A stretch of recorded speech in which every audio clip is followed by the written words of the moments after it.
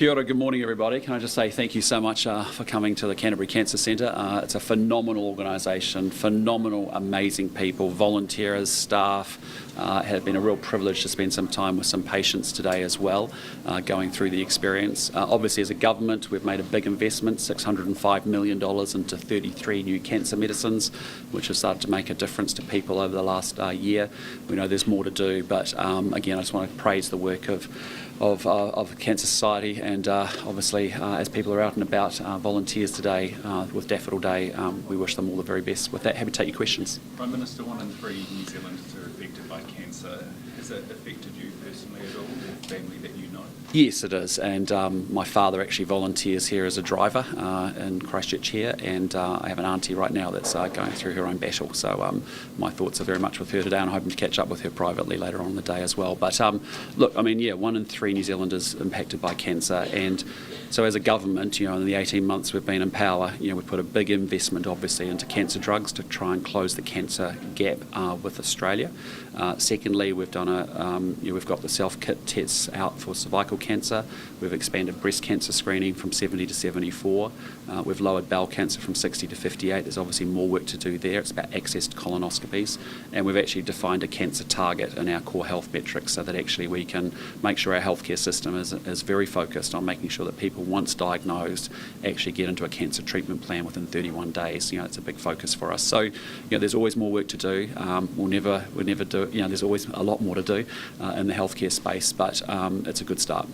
Are you any closer to deciding whether Iran's Revolutionary Guard is a terrorist organisation or not? Well, I'll just firstly say, we condemn outright, what we have seen in Australia. The fact that Iran as a foreign power, has orchestrated anti-Semitic attacks within a domestic environment of Australia is utterly unacceptable and abominable. It's quite complex, actually going through a process of terrorist designation, so we'll take advice on all of that, and those are things that we'll work through. And what about with the Iranian ambassador? Have you made a decision about whether we might join Australia in expelling? Yeah, well, as you all know, it's not something that's done very lightly, because you want to be able to maintain avenues of dialogue, and we've actually condemned the actions of Iran, and we conveyed that very strongly to the Iranian ambassador here in New Zealand yesterday. But as you know, Australia's only kicked out one ambassador. I think this is the first one since World War II, so it's not something that's done lightly. But for us, we want to be able to convey very strongly our views to Iran, and those channels are often very useful. And what were the outcomes of the discussions with the ambassador, the Iranian ambassador? Pretty direct, pretty straightforward explanation from New Zealand, which is we condemn what Iran has done within the domestic borders of Australia, and any foreign interference in a sovereign nation is unacceptable. Are you getting any pressure from Australia for us to join them as a close ally? Oh, we're great friends with Australia, and that's why you've seen us come out with a statement that we have, that Minister Peters released, I think yesterday or the day before, and you've seen us obviously take action yesterday by conveying our own frustrations and dissatisfaction with the Iranians. Was Australia in touch with you, though, to try and convey what they would like? We don't need that. We have a very good working relationship at the Minister of Foreign Affairs level, the Prime Minister level, the Minister of Defence. We're intuitively very, very strongly aligned with Australia. Yep. Is there a timeline on that decision, on making a decision? It's actually quite complicated. As you see, the Australians actually are having to go through a legislative process to make it a reality.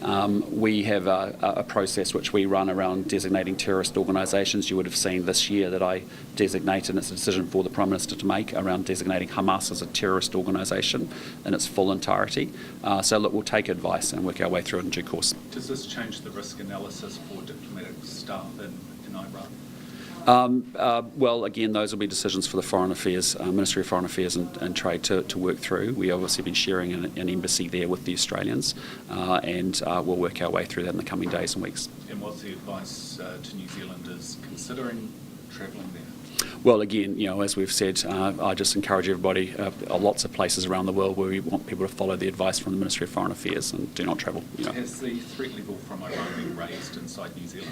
Well, as you've seen recently, the New Zealand SIS talked about and was, I think did a very good job of raising some of the increasing threats we see of foreign interference, particularly with respect to diaspora that are here in New Zealand from Iran in this case, but also from other countries as well. So we continue to put some spotlight on it so that New Zealanders are aware that we see the foreign interference, and also we're projecting back into those powers that any interference in New Zealand is unacceptable. The Tom Phillips case, and have you sought any advice about whether the SAS should get involved? This has been going on for a couple of years. Do you want to see... Sorry, I'm just not... sorry, do you want to talk about the... I'm not going to talk... Sorry, can you give me more context? Oh, Tom Phillips, the fugitive up in Marapeka, who's been spotted again. Oh, yes. Oh, sorry. I see. Yes, sorry, I haven't caught up with that this morning. Yes. Yeah. It has been going on for a long time, though. He's been... it appears he may have been spotted again. Any sense that this should be escalated? Maybe the SAS...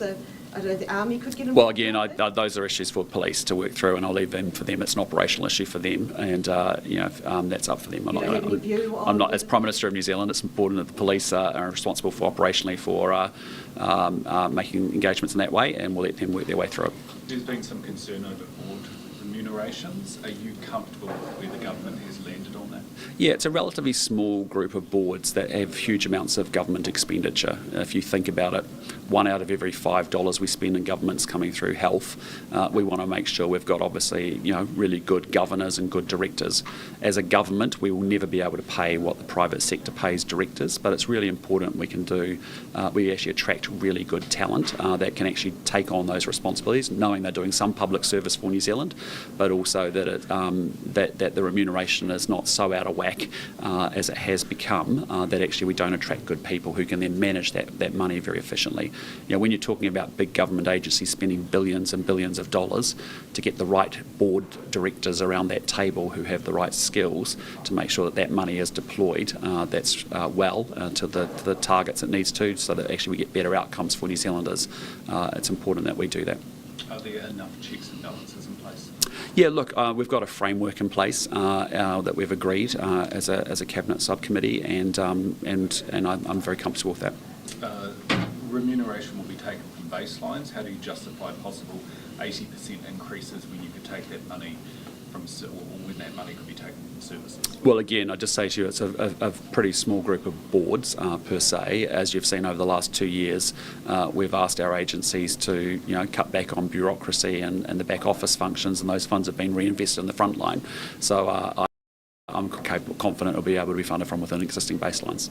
And what do you make of the situation with the transmission gully? Yeah, look, I mean, it's a fantastic piece of roading. It's unblocked a huge amount of opportunity for people, economically, socially. They can get through and fro from work much quicker. It's certainly led to goods and freight moving around the country much better. We know there's some roadworks we need to do over the summer period. Those are decisions for NZTA. But, I'm proud of that road, and it's a good piece of roading. The back of the supermarket announcement this week, official advice in 2022 indicated Costco had resource consent to set up here in Christchurch. Do you know why it didn't?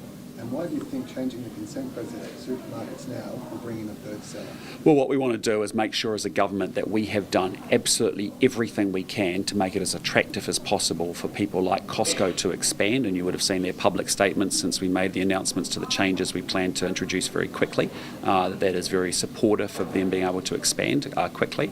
But, as you know, in this country, the Resource Management Act is incredibly, it has bound New Zealand up. It's made it very difficult to get things done and to be built. It's taking way too long, and it's costing way too much. Good operators like Costco should be able to come through, and we're going to make sure it's as easy as possible for them to get all of the consenting, all the fast tracking in place that they need to be able to do, because getting supermarkets and third entrants across New Zealand is really good.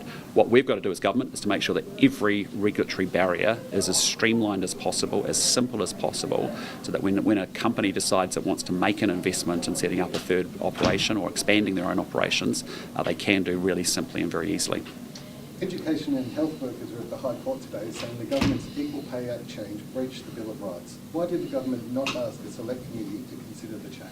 Well, we discussed that at the time. It's around pay equity. It's not around equal pay. It's around pay equity. We have collective bargaining. We have equal pay. We have pay equity. It's just that we have, what we had was unworkable and frankly unaffordable. And so we still encourage people to make claims. We put money aside to deal with pay equity claims.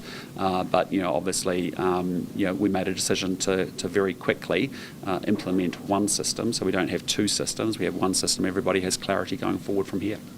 The government spent over $10 million to do up the country's bell tower that plays for fallen soldiers, but right as it's due to reopen for Anzac 2026, the only person in the country who can play its job is being disestablished. Now the bell tower that's been around for 40 years can't even be played. What are your thoughts on that? Look, I'm not aware of that issue, and it's not something I've been following today, but I'm sure our Minister of Veterans Affairs and also Minister of Defence will look into it. Yep. Are you comfortable with the taxpayer being on the hook for legal fees for former Labor ministers as a part of the COVID-19 inquiry when they won't front to answer questions publicly? Well, them not fronting is a decision for them. I think they need to be accountable. As you've seen, the Treasury came out and said that the cost of living crisis for New Zealand has been worse by virtue of the economic actions and decisions that the previous administration took. You know, we were the second biggest spending government on earth, and as a result that drove up inflation and made the cost of living longer and more painful for New Zealanders, and that's a fact. I would have thought Chris Hipkins and others would want to front that and actually explain and be accountable for the actions of their government.